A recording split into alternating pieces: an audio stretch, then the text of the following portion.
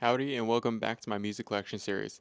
This episode we'll be going over all the ins and outs for the record of Rufus Wainwright's fifth album, Rufus Does Judy at Capitol Studios. Let's get into it.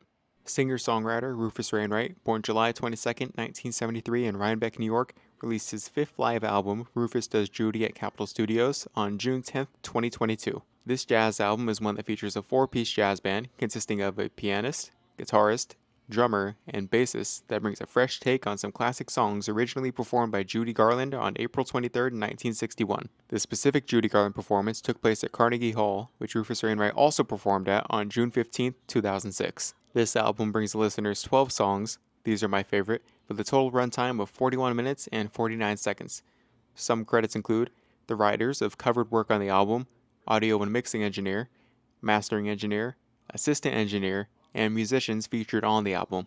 Rufus Wainwright seems to never disappoint me when it comes to his incredible vocal control. Since this album was recorded live, it remains one of my favorites of his discography as a clear showcase of raw talent and true passion for the work he's covering.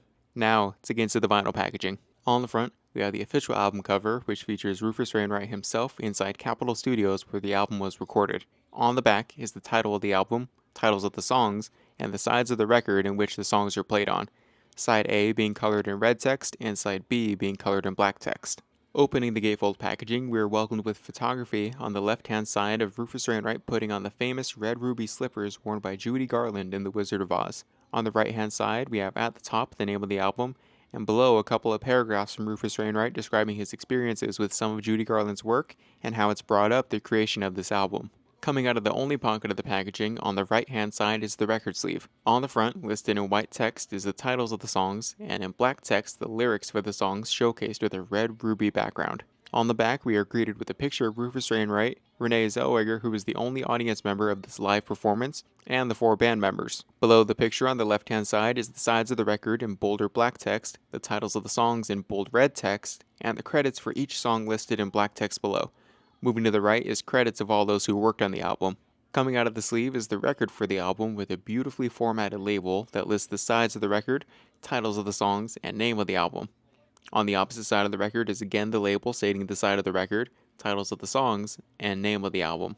Album artwork credits include design by Dirk Rudolph and photography by Sean James. The graphic design work on the packaging is fantastic and everything featured is wonderfully formatted. The color use of red, white, beige, and black is used equally well throughout the entirety of the packaging. The font is slightly different on each page, but fits surprisingly well and adds another level of complexity to the design. Nothing seems crammed or unwelcome on any page. Every piece of written work stands out and shines with no error in sight. Absolutely well done. If there is an album you'd like to receive as showcase treatment, comment down below why it should be featured and consider subscribing to show support for the channel. Thanks for watching and I'll see y'all in the next one.